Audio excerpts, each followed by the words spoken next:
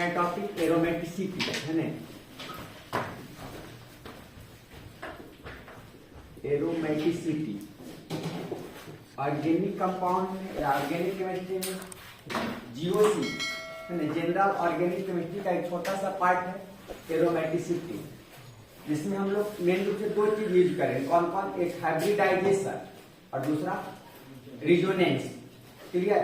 तो एरोमेटिसिटी कहते हैं किसको? थोड़ा सा समझ एरो ऐसे कंपाउंड को, ऑर्गेनिक कंपाउंड को हम लोग स्टेबिलिटी के अकॉर्डिंग डिवाइड करेंगे। क्लियर? स्टेबिलिटी के अकॉर्डिंग डिवाइड करेंगे, जिसमें जिसका स्टेबिलिटी एकदम ज्यादा होता है या तो कम होगा, तो स्टेबिलिटी के अकॉर्डिंग हम लोग एरोमेटिसिटी प्रॉपर्टीज एक आता है ऑर्गेनिक कंपाउंड को, उसी को डिवाइड किया। Classification of organic compound according aromaticity. तो सबसे पहले देखते हैं, हम लोग पता रिजोनेंस पढ़े थे, तो CH2 डबल बॉन्ड CH और CH2 पे प्लस चार्ज, इसमें किसका किसका कंजुगेट आता है? तो पाई बॉन्ड का और किसका? पॉजिटिव चार्ज का, है ना।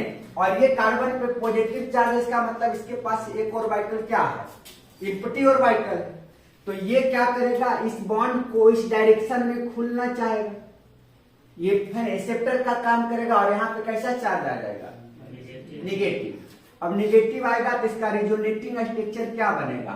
CH2 यहाँ पे आ जाएगा पॉजिटिव और CH डबल बॉन्ड CH2 हो जाएगा। क्लियर? तो ये रिजोनेटिंग स्ट्रक्चर, ये कैसा कंपाउंड? ओपन चेन या क्लोज चेन? Open chain. इसको लोग कहते हैं एसाइक्लिक कंपाउंड।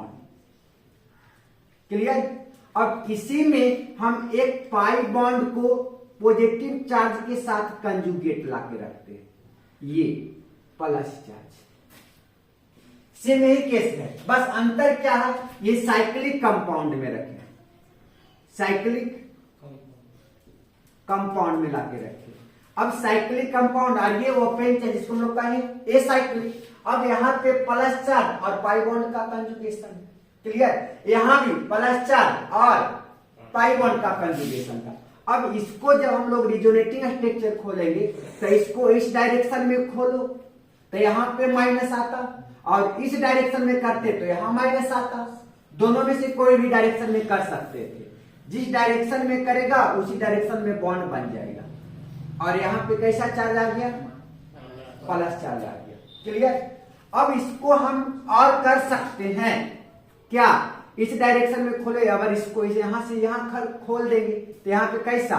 माइनस, तो ये बॉन्ड बन जाएगा ये, और प्लस चार्ज कहां चला आया?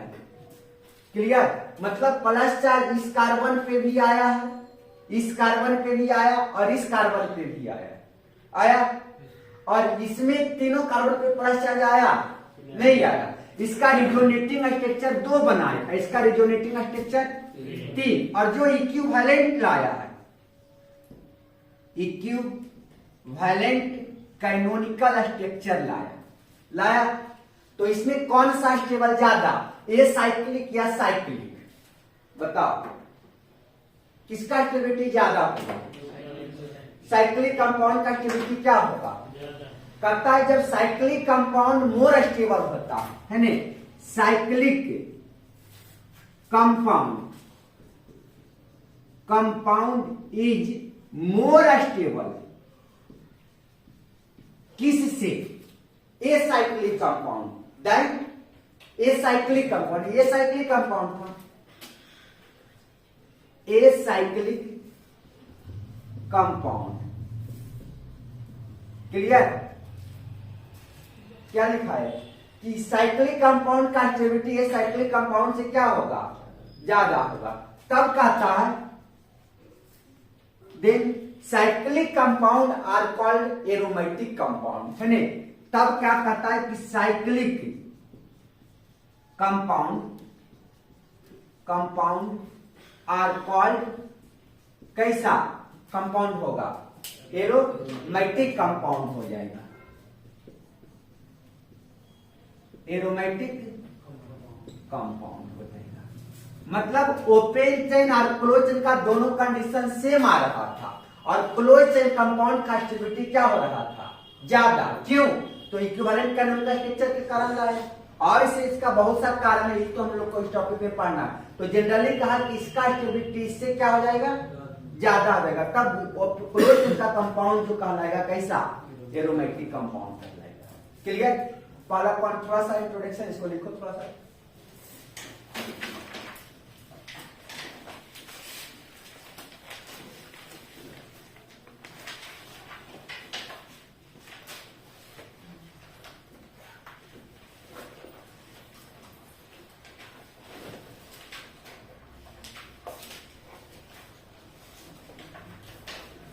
थोड़ा सा फास्ट।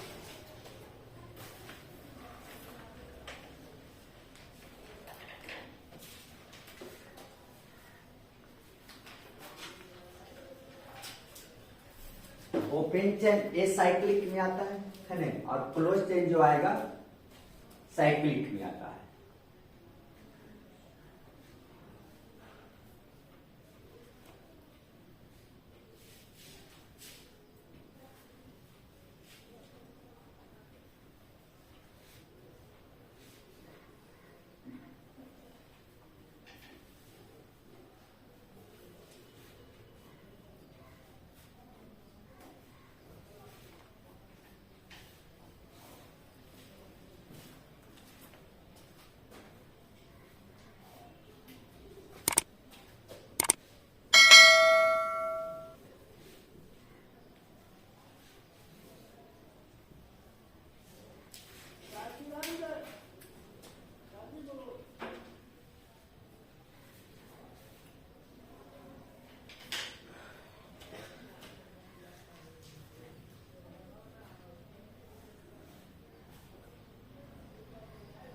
मिटाते हैं ऊपर से, है ना।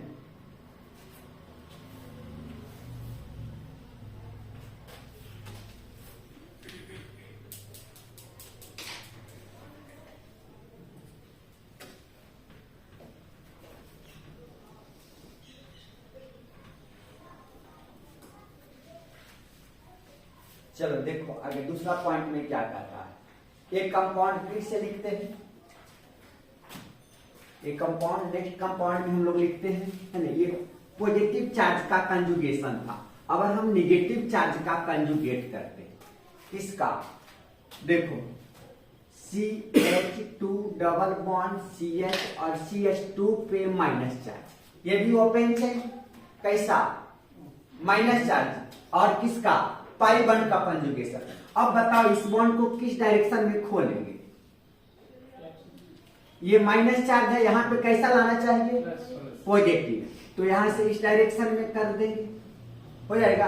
क्या बनाएगा स्ट्रक्चर बताओ, CH2 पे कैसा चार्ज आ गया, माइनस, CH और डबल बॉन्ड CH2, हो गया। क्लियर है? अब इसी में हम लोग क्लोज में आते हैं, तो ये लिखेंगे डबल बॉन्ड, और यहाँ कैसा चार्ज, माइनस। अब बताओ किस डायरेक्शन में खोले, किसी भी डायरेक्शन में खोल सकते हैं, है ना। यहां से इधर करो, तब यहां पर कैसा चार्ज आएगा, नेगेटिव, और यहाँ पे कैसा, पॉजिटिव, तो नेगेटिव पॉजिटिव मिल कर करके बॉन्ड बना लेगा, और यहाँ पे कैसा चार्ज आ जाएगा, प्लस। अब फिर से करो, है ना, इस डायरेक्शन में किए थे तो हाँ यहाँ माइनस आ जाएगा, ठीक, यहाँ पे माइनस नहीं आएगा। अब इस डायरेक्शन में किए थे तो अब इस डायरेक्शन में फिर करो, तो यहाँ पे कैसा चार्ज, प्लस, और यहाँ पे नेगेटिव, इधर नेगेटिव, और यहाँ पर क्या होगा, बॉन्ड बन जाएगा। क्लियर? एक बार माइनस यहाँ आया, फिर माइनस दोबारा कहाँ आया, इस कंपाउंड, इस एटम पे, फिर इस पे आया। इसका RH जब लिखेगा तो क्या होगा, ये आ जाएगा एरो माइनस, नहीं, अरे अब इसमें क्या होगा बताओ, इसमें साइक्लिक, ये साइक्लिक, और ये कैसा, साइक्लिक। अब फिर से कहेगा कि सर एक इक्विवेलेंट कैनोनिकल स्ट्रक्चर बनाया, है ना, सबका सब तो सेम एक ही जैसा लग रहा है, तो ये कैसा,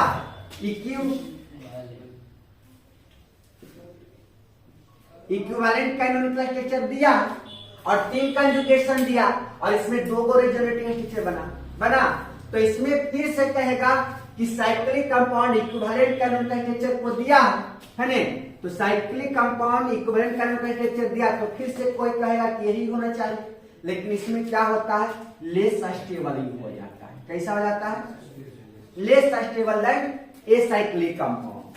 क्लियर। तब कंपाउंड को हम लोग कहते हैं कैसा, इसको हम लोग क्या कह देंगे, एंटी एरोमेटिक कंपाउंड कहते हैं। क्या चीज कह देते हैं, anti aromatic compound. Anti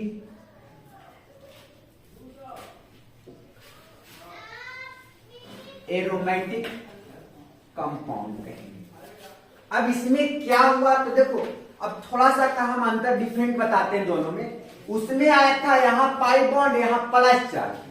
clear. तो उसमें 2 पाई इलेक्ट्रॉन था और इसमें पाई इलेक्ट्रॉन कितना, 2 यहाँ और माइनस चार्ज के पास भी लोन पेयर है, तो 2 और 2 4 पाई इलेक्ट्रॉन था। इसमें भी वही है, 1 और 1 यहाँ पेयर, तो 2 पेयर है। क्लियर। तो दोनों में अंतर था, वहां पर 1 पेयर लोन पेयर था, यहाँ कितना पेयर आ रहा है, 2 पेयर। क्लियर। तो कहीं ना कहीं कुछ न कुछ तो अंतर जरूर आया। अब इसको हम लोग किस तरीका से डिसाइड करेंगे कि एंटी एरोमेटिक होगा और कब डिसाइड होगा कि एरोमेटिक होगा। क्लियर। अब समझो यहाँ पे एरोमेटिसिटी के अकॉर्डिंग हम लोग 2 टाइप का लाए। एक ए साइक्लिक का स्टेबिलिटी कम था तब कैसा कंपाउंड, एरोमेटिक, और जब ए साइक्लिक का स्टेबिलिटी क्या हो गया, ज्यादा, तब आ गया कैसा, एंटी एरोमेटिक। अब इसमें ए साइक्लिक कोई किसी टाइप का कंपाउंड भी तो होगा, ये तो ना तो एरोमेटिक आया ना ही एंटी एरोमेटिक आया। क्लियर। तो ये यार कुछ इस कंपाउंड का भी तो कुछ नाम होगा, किसके अकॉर्डिंग, एरोमेटिसिटी के अकॉर्डिंग। क्लियर। तो एरोमेटिसिटी के अकॉर्डिंग हम लोग ऑर्गेनिक कंपाउंड को 3 टाइप में पढ़ेंगे, एक एरोमेटिक, दूसरा एंटी एरोमेटिक और तीसरा आएगा नॉन एरोमेटिक कंपाउंड। क्लियर। तो लिखो इसको थोड़ा सा, उसके बाद कैसे होगा वो आगे एक्सप्लेन करो। इसको लिखो, पहले तो शुरू किए।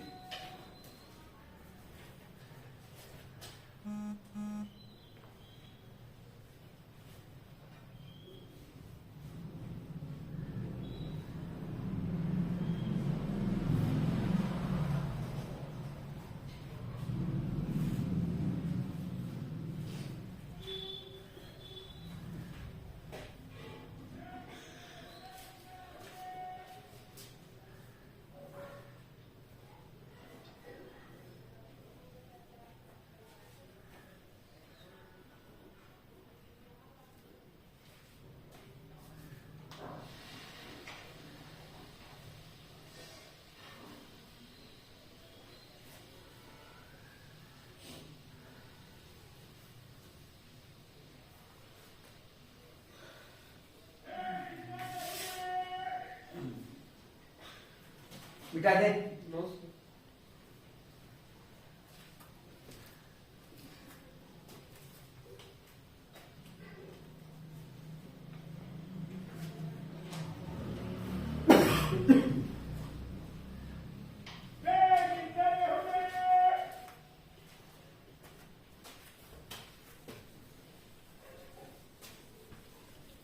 कभी है ना इक्विवेलेंट कैनोनिकल स्ट्रक्चर का स्टेबिलिटी कम हो जाता है तो कहीं पर इक्विवेलेंट का ज्यादा हो जाता है। अब इसका कारण क्या था, थोड़ा सा हम इसी में इसी टॉपिक में इसको हम लोग लाएंगे।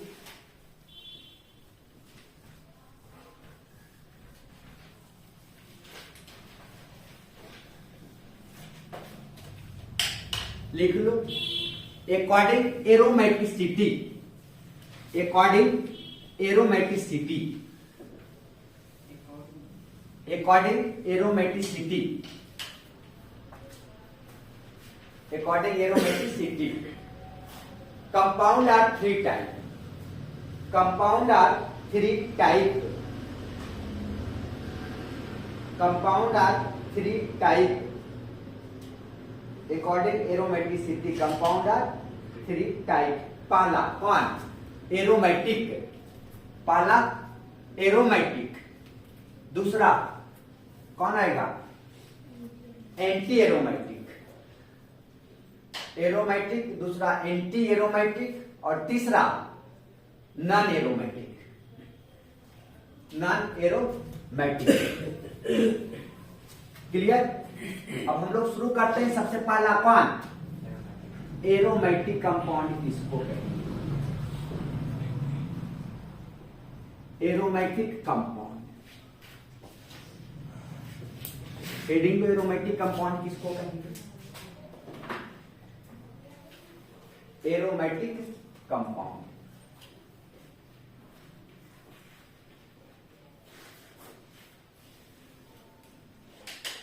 सबसे पहली बात आता है एरोमेटिक किसको कहा? मोर स्टेबल या लेस स्टेबल?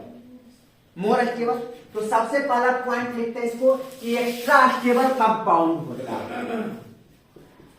एक्स्ट्रा है ने अस्टेबल, सबसे पहला पॉइंट में आता है एक्स्ट्रा अस्टेबल कंपाउंड हो, या एक्स्ट्रा केमिकल स्टेबल भी लिख सकते हैं, कोई दिक्कत, केमिकली स्टेबल या एक्स्ट्रा स्टेबल कंपाउंड होगा, मतलब स्टेबिलिटी का बहुत ज्यादा होगा।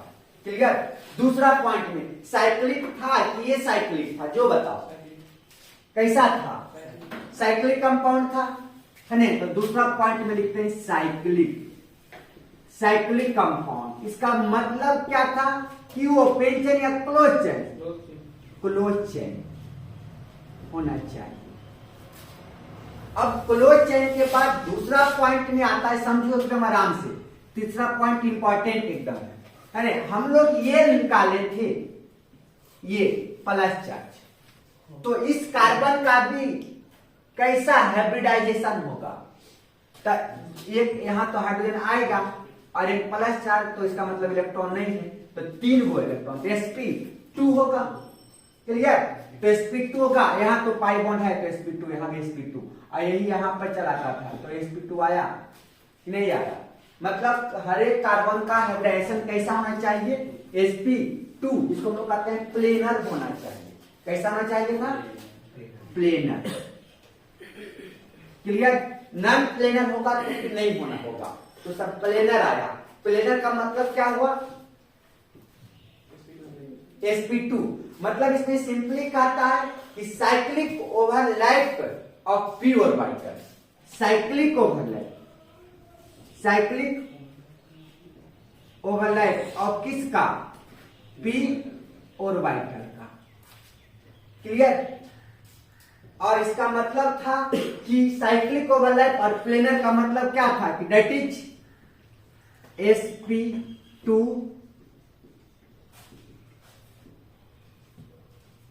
हाइब्रिडाइजेशन, है ना? इन किसका, किसका लिखेगा?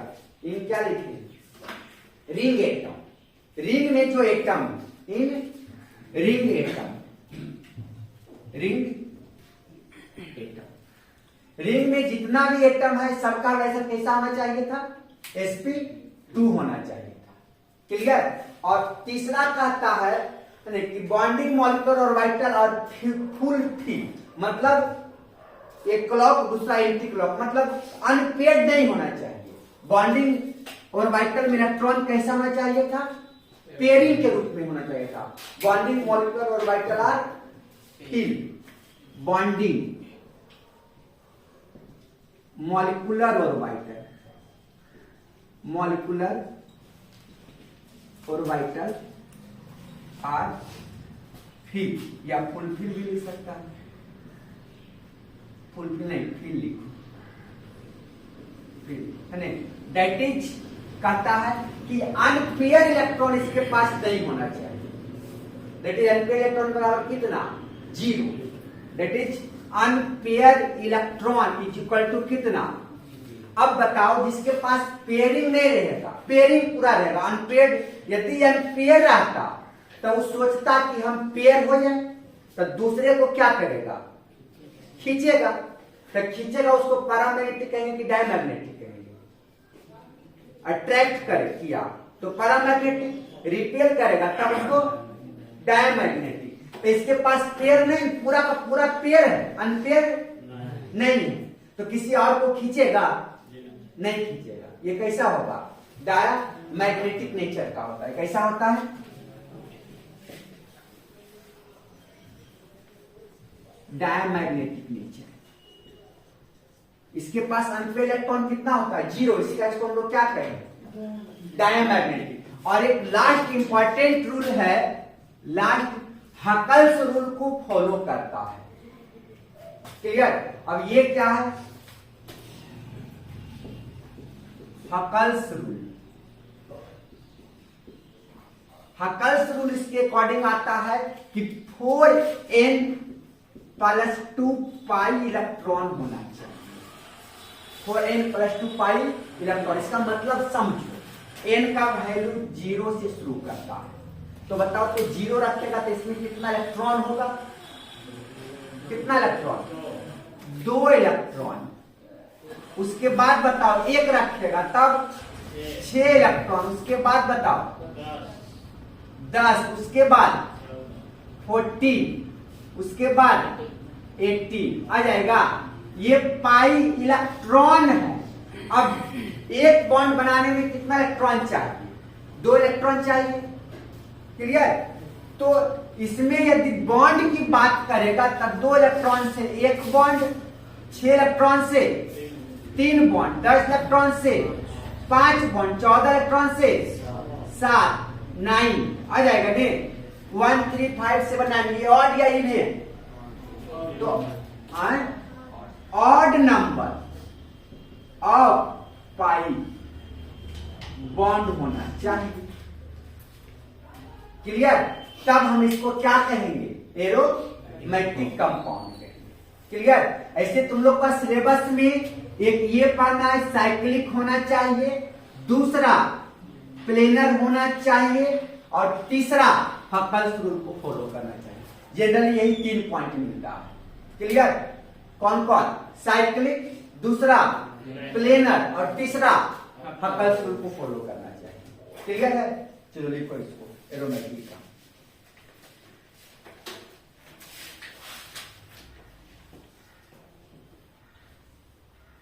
इसका मतलब एक चीज और लिख सकता है कि प्लेनर का मतलब कह सकता है ने पाई बॉन्ड कंजुगेट। कंजुगेट रहता है।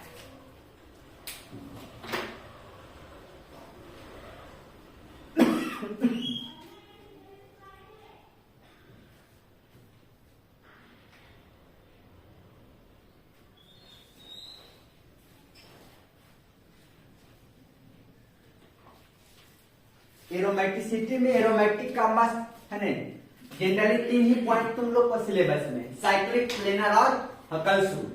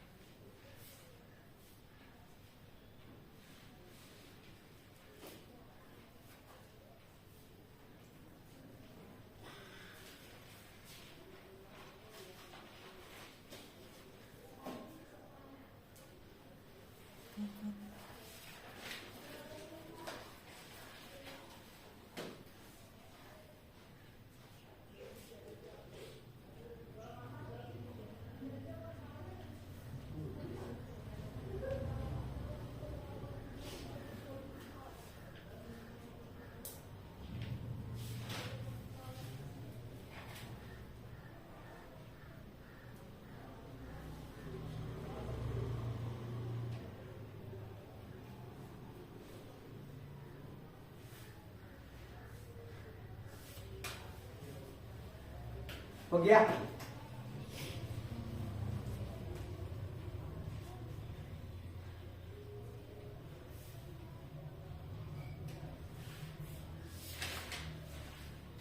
कितना कंडीशन आया एरोमेटिक का? सबसे पहला क्या लिखा है? स्टेबिलिटी का ज्यादा होना चाहिए। क्लियर? दूसरा क्या? साइक्लिक होना चाहिए, मतलब क्लोज चाहिए, है ना? दूसरा प्लेनर, और प्लेनर में कहा कि पाई बॉन्ड कैसा होना चाहिए? तो कंजुगेट, मतलब पहला के बाद तीसरा, तीसरा के बाद पांचवा, है ना रे? तो सबके पास पाई बॉन्ड रहता है तो sp2 हाइब्रिडाइज होता है। और बॉन्डिंग मॉलिक्यूलर और वाइटल आर कैसा? फिल, मतलब भरा हुआ रहना चाहिए, अनपेयर्ड नहीं होना चाहिए। जो भी एक पूरा का पूरा कैसा? पेयर के रूप में रहना चाहिए। अनपेयर इलेक्ट्रॉन कितना 0, जिसके कारण कैसा नेचर कहा जाता है डायमैग्नेटिक नेचर का होता है, जिसको हम लोग क्या करते हैं कि मैग्नेटिक फील्ड में रखने पर उसको क्या कर देगा रिटेन कर देगा मैग्नेटिक प्रॉपर्टी। और सबसे इंपॉर्टेंट पॉइंट क्या था हकल्स रूल को फॉलो करता था। हकल्स रूल किसको कहा तो उसमें लिखा है कि 4n+2 पाई इलेक्ट्रॉन को है ना फॉलो करना है, वही हकल्स रूल था। 4n प्लस क्या 2 और n का वैल्यू कहां से लेगा तो 0 से रखना है ना। अभी जो हम लोग एरोमेटिक का एग्जांपल शुरू किए थे तो उसमें पाई इलेक्ट्रॉन कितना आया था 1 पाई बॉन्ड, इलेक्ट्रॉन कितना हो जाएगा 2। क्लियर। अब देखते हैं इसमें क्या है। देखो कहता है कि एरोमेटिक कंपाउंड जो होता है इसका नेचर कैसा कैसा होता है। इसका नेचर में सबसे पहला पॉइंट इसको लिख सकता है कि मोनोसाइक्लिक। साइक्लिक का मतलब एक रिंग भी हो सकता है, एक से ज्यादा रिंग भी, तो इसको कहता है मोनोसाइक्लिक और पॉलीसाइक्लिक भी। Polycyclic clear. मोनोसाइक्लिक भी और पॉलीसाइक्लिक का मतलब समझ गया।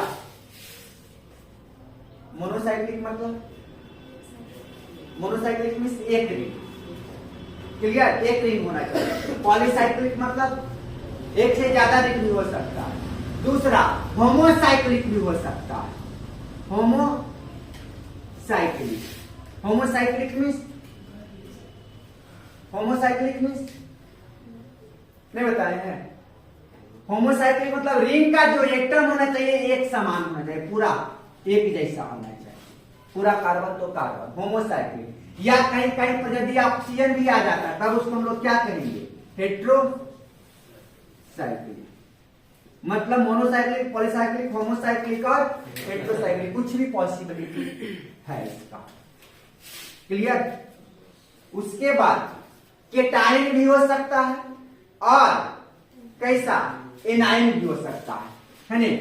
उसके बाद क्या लिखे केटाइन भी और कैसा एनाइन, मतलब उस पर पॉजिटिव चार्ज भी हो सकता है और नेगेटिव चार्ज भी एनाइन हो सकता है। केटाइन भी हो सकता है और एनाइन भी हो सकता है। क्लियर। लिख लो नेचर देकर करके।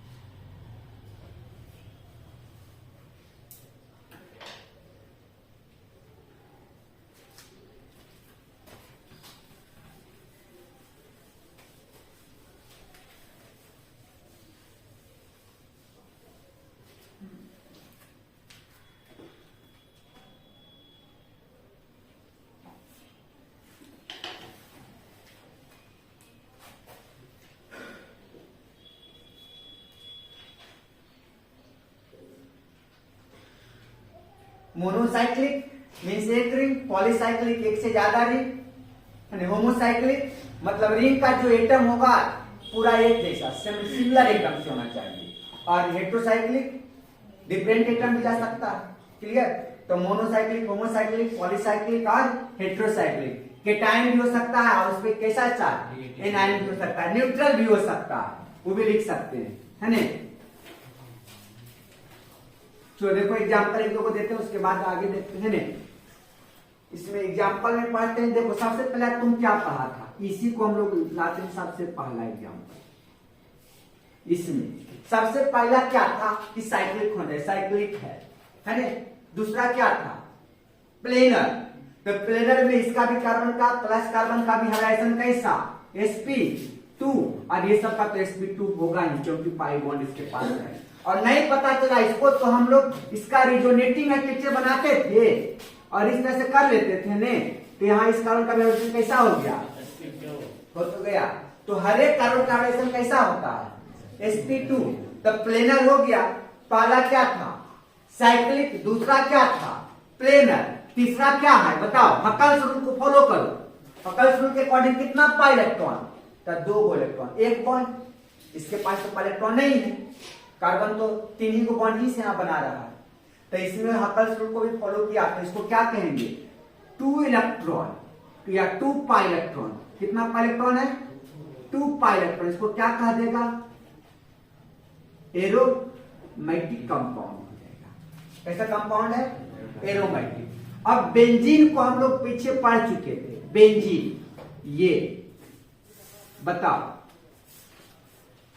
हर एक कार्बन के पास sp2 है, साइक्लिक भी है, प्लेनर भी है। पाई इलेक्ट्रॉन कितना है, कितना pi electron, pi bond 3 pi bond, तो 6 इलेक्ट्रॉन, तो 3 में है क्या हो जाएगा, 6 पाई इलेक्ट्रॉन। इसको क्या कहेंगे, दैट इज 3 पाई बॉन्ड, तो क्या हो जाएगा, एरोमेटिक हो जाएगा। क्लियर। नेक्स्ट में आ जाते हैं,